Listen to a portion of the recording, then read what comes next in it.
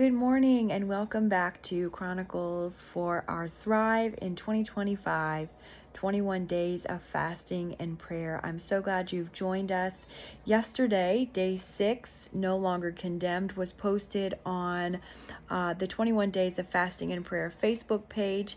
If you didn't see that and you need access to it or you need some help finding where that is located, let me know and I can help you find it. Yesterday's devotion was posted by Pastor Pam and it was powerful. You have to see it. You have to listen to it.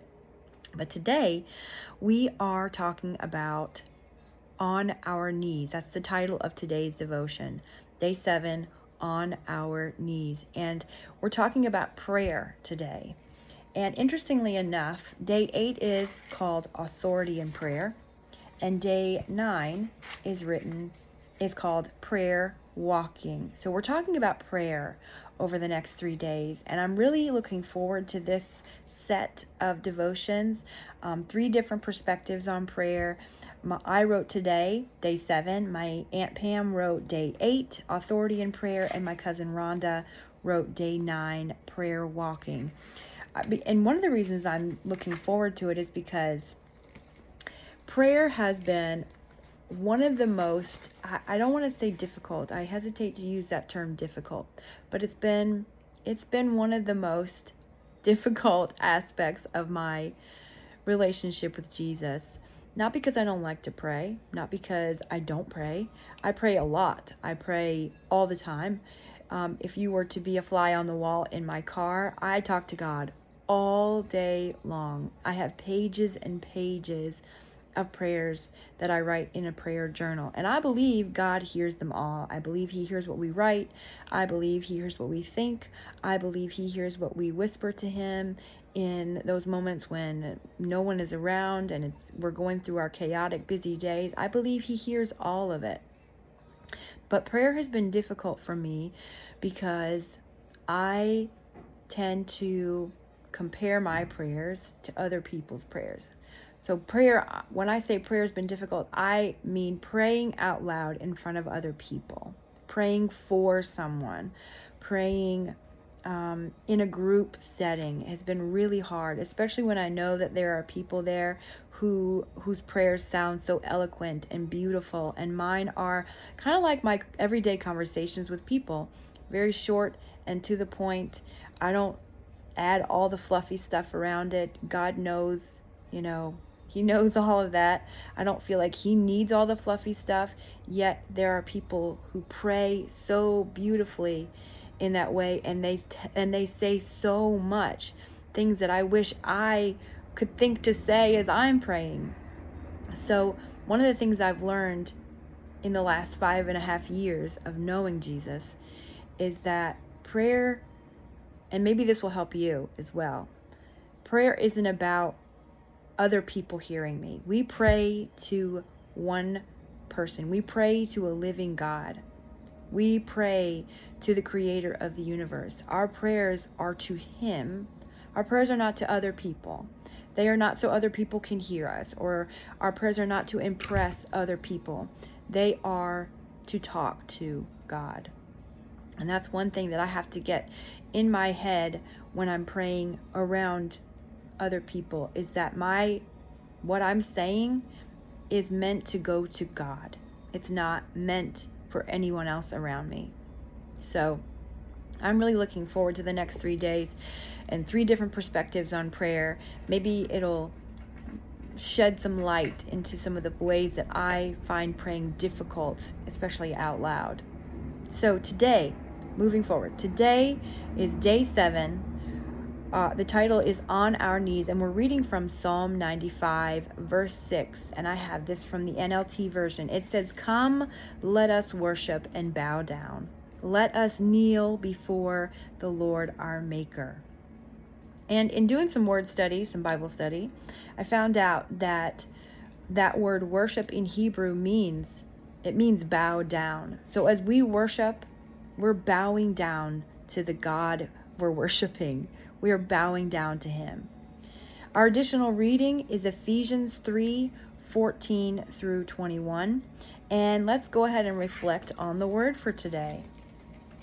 I learned recently that the Hebrews considered the knees to be a symbol of strength. To bend the knees is therefore bending our strength before the living God. For some of us, just the thought of doing anything on our knees is painful, isn't it? At least it is for me. And think of it this way. When you get on your knees to pray, if you do pray on your knees, is it painful? If not right away, eventually, if you're down there for any length of time, it becomes painful. Well, we cannot discount the humility required in bending our strength before the Lord and praying on our knees if we are able. Humility is painful, y'all. I'm here to tell you straight from the horse's mouth, it is painful. Vulnerability is painful. But if there's anybody that we can be vulnerable and humble towards with, it's God. And he wants us to come to him in that way, humble and vulnerable and obedient. At the same time, bending the knees is also about the posture of our hearts. We can pray on our knees, but if our hearts are full of selfish ambition and prideful lusts, does the posture of our bodies really matter? So I'd like to interject here and say, I am not coming to you today with a pros and cons list of praying on our knees. What I am here today to say to you is that it doesn't matter where we're praying or how we're praying. What matters to God is what our hearts look like as we are praying. Is our heart bent to him? Is our heart bowed down to him? Is our heart in humble reverence to the God that we're praying to? Because if it's not, then the posture of our bodies it doesn't matter. It doesn't matter where we're praying, if we're on our knees, if we're laying face down on the floor, if we're standing. Are our hearts bowed down in worship, in humble reverence to God as we're praying? That's what matters. Bending our knees, our strength, our will before God in humble prayer is acknowledging that we are nothing and have nothing outside of Jesus. It is humble confession that we are a sinful and needy people whose hearts are destitute without him. Now, I saw something recently that said, I am of the persuasion that knees aren't even required in relationship with Jesus. So it's not a requirement to even have knees. But what is required is for us to be humble before God, is to approach him in humility, in reverence of who he is and what he's done for us. I also found this quote, kneeling to pray is a way of speaking to ourselves first, that we want to submit in obedience to the only authority that is good. But prayer is the goal.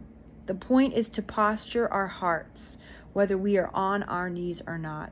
So I'm not here today saying you must pray on your knees, because I don't believe that.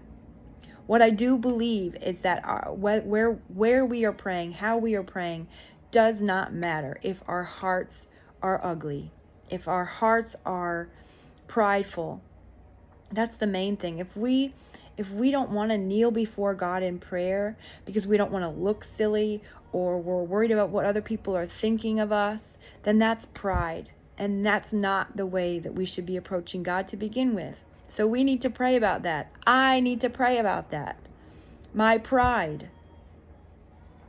You know what? God is just looking for us to he's just looking for us to long to be in his presence, to want to be in his presence, to long for his love and his grace. That's what he's looking for. And you know, sometimes when our hearts are humbled, when our hearts are vulnerable, our bodies just want to follow suit, you know? So today, our prayer and contemplation is this. What part or parts of Paul's prayer in Ephesians 3 stands out to you about your own life? And then if you are able today, kneel or lie down in a posture of humility before God Ask Him to show you what you need to lay down today in order to receive His fullness. What part of a humble heart do you lack? What part of a humble heart do I lack? What am I holding on to that's keeping me from being humble before God? Whether that means actually kneeling before Him or in other ways. What am I lacking? What am I still hanging on to as far as my flesh is concerned that keeps me from being humble before Him, completely humble before Him?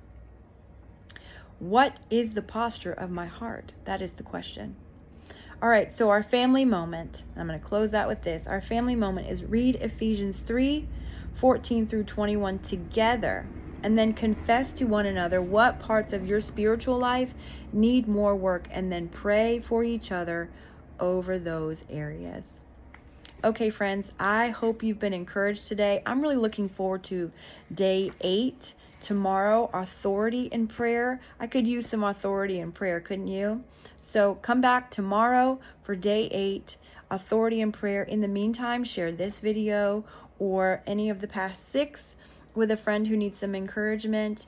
And I look forward to seeing y'all back here tomorrow to talk about authority in prayer. Until then, y'all have a great day. Bye.